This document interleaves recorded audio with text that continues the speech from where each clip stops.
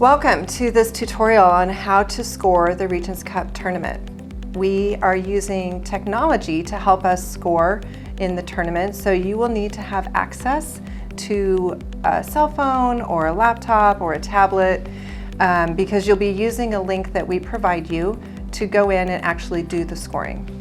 If you do not have access to any of those types of devices, you are welcome to reach out to us, and we are more than happy to make sure you have a device the day of the tournament. So we are happy to take care of you. Leading up to the tournament, you will receive an email from the office a few weeks before the tournament that gives you all the information you need. The link on how to access the scoring format, and you'll receive information on your assignments on how to actually access the particular tournament event that you will be scoring. So it's going to be pretty straightforward. We're going to actually now show you some of the different pieces that you'll see when you go into the link, so it's clear on how you get in there and use the format that we provided you. There are two different online forms. One is the score sheet for Oxford debate, and the other is for storytelling. One of the big differences from last year is we do not have a section for comments this year. When you first open the form, you will need to find your name on the judge list and the names of the affirmative team and negative team. Then select which room you're in. As covered in judges training, the Oxford debate events are 10 categories. Scores need to be entered for both the affirmative and negative teams for each category. Scoring is on a scale of 1 to 10, with 1 being the least effective and 10 being the most effective or persuasive.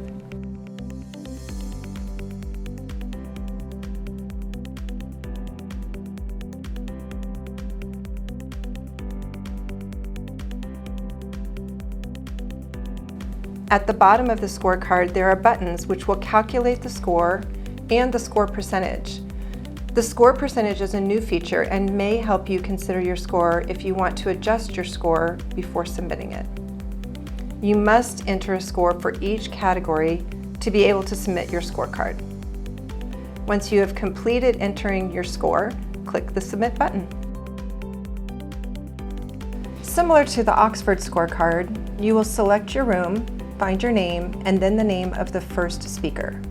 Storytelling is also different in that there are more categories being ranked on different scales.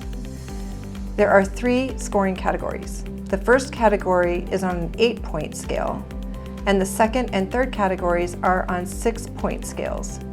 On these scales, the highest scores possible are 6 and 8. After the first speaker completes their presentation, you will then click the Next Student button at the bottom. You must enter a score for each item before you can advance to the next student. You will have a chance to go back to your scores for earlier speakers before submitting. For each subsequent speaker, like you did at the beginning, you will have to select your speaker from the drop-down menu. Once you've completed entering your score, you'll have the option to advance to the next student or return to the previous student.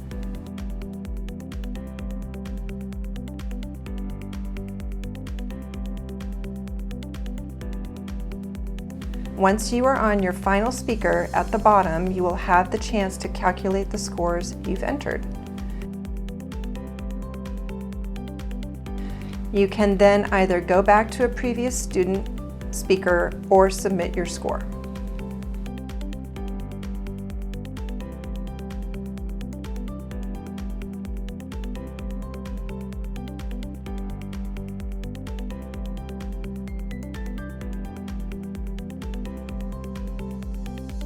All right, that's it. I hope this tutorial was helpful for you. And again, thank you all for your commitment to the Regents Cup. We look forward to your participation. If you have any questions, please do not hesitate to reach out and ask us any questions. We are here to help you. Thanks again.